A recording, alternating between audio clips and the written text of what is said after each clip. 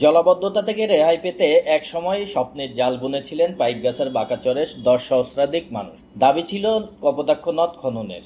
নিজেদের জমি জমা বাড়িঘরের বিনিময়ে সেই কপোতাক্ষ খনন হয়েছে। মরা কপোতাক্ষ কিছুটা হলেও প্রাণ ফিরে পেয়েছে, কিন্তু সেই স্বপ্ন অধরাই রয়ে গেছে। বরং অপরিকল্পিত খননে সর্বশান্ত হতে চলেছেন ওই এলাকার কৃষি নির্ভর মানুষেরা।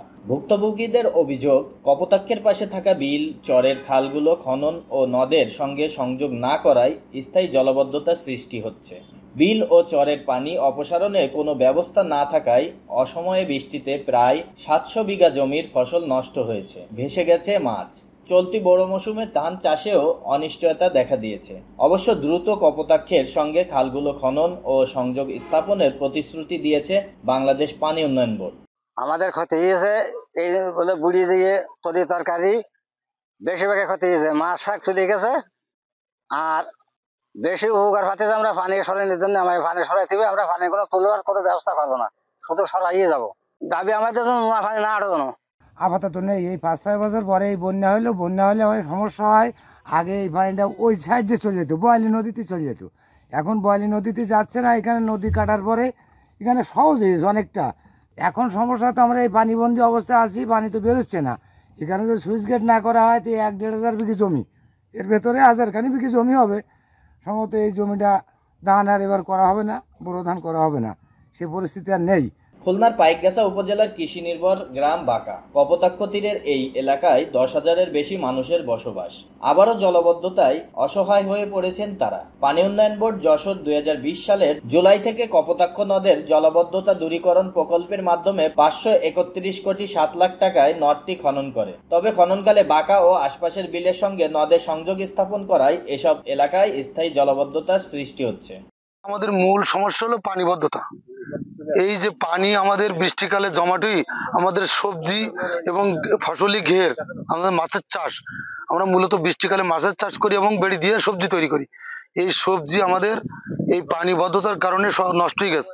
হাজার হাজার কোটি টাকার সবজি আমাদের নষ্ট হয়েছে এই ৭০০ বিঘা ৮০০ বিঘা। এখানে আসলে মূলত এই খালের গোড়া হলো এই ১২০০ বিঘা জমির পানি সরানোর মূল খালের গোড়া হলো এই গোড়া দিয়ে আমরা আগে যখন নদী ছিল না তখন আমরা এই আশাশনির ভিতর দিয়ে এই পানি আমরা পাঠাই দিতাম ওই কপোতাক্ষ নদীতে, খোলপাটুয়া নদীতে এই পানি সরবরাহ। নদী কাটার পরে আমাদের বিচ্ছিন্নতার কারণে আমাদের এই পানি আর এখন সরাইতে পারি না। আমরা চাই যে আমার এই খালের গোড়াটা ক্লিয়ার করে দিয়ে একটা সুইচ গেটের ব্যবস্থা করে দিয়ে আমরা নদীতে ফেলতে পারি। পানি ওভারেরটা আসতেছে ৭০ দিকটা এসে আটকানি পড়ে গেছে, পানি বারবার লাইন নেই। এই হলো আমার কি কষ্ট, রাস্তা ডুবে যায়, চলতে পারিনি, হাঁটতে পারিনি। গত বছরও এখানে এই সমস্যাই হয়েছিল।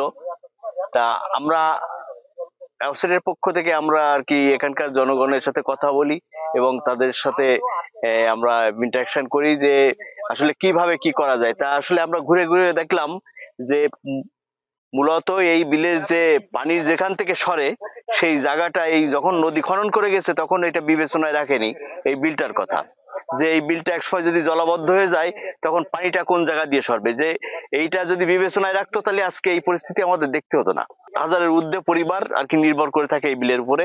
এখানেকার লোকজনের মানে মূল পেশা আছে যে এই মাছ চাষ করা এবং তার পাড়ে যে সবজি হয়, গেরের পাড়ে যে সবজি হয়, এই সবজি জলাবদ্ধতা হওয়ার কারণে সমস্ত মাছগুলো এই মানে একেবারে পুরো একাট্টা হয়েছে, মানুষের মানে প্রচুর ক্ষতি হয়েছে।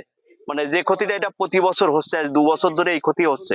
বাংলাদেশ পানি উন্নয়ন বোর্ড যশোরের নির্বাহী প্রকৌশলী পলাশ কুমার ব্যানার্জি বলেন, পাইকগাছার বাঁকার জলাবদ্ধতা দূরীকরণে দ্রুত পদক্ষেপ নেওয়া হবে। ইতিমধ্যে এ বিষয়ে উদ্যোগ গ্রহণ করা হয়েছে। কপোতাক্ষের সঙ্গে খালগুলো সংযোগ স্থাপন করলে এ সমস্যা আর থাকবে না।